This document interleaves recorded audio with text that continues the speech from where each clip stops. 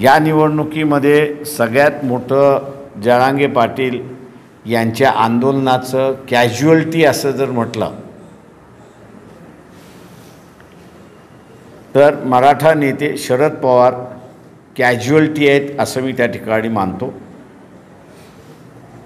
त्यांनी आत्तापर्यंत जरांगे पाटील यांची जी मागणी होती की मराठा समाजाला ओबीसीतून आरक्षण द्यावं ही जी मागणी होती त्या मागणीला त्यांनी अत्यंत स्किलफुली असं म्हणता येईल, शिताफीने असं म्हणता येईल की टाळत आले अशी असणारी परिस्थिती आहे। पण रत्नागिरीच्या जाहीर सभेमध्ये त्यांनी जरांगे पाटील यांच्या मागणीला पाठिंबा दिला, योग्यता आहे असं त्या ठिकाणी म्हणायला लागले। आणि आता ओबीसीच्या ज्या संघटना आहेत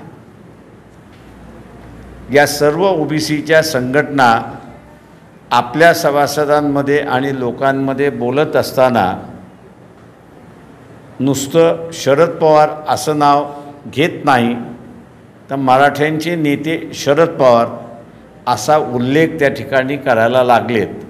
आणि म्हणून मी मगाशी म्हणालो की जरांगे पाटील यांच्या आंदोलनातला पहिला बळी हे शरद पवार सार्वत्रिक न राहता आता ते फक्त मराठ्यांचेच नेते झालेत अशी असणारी एक परिस्थिती आहे।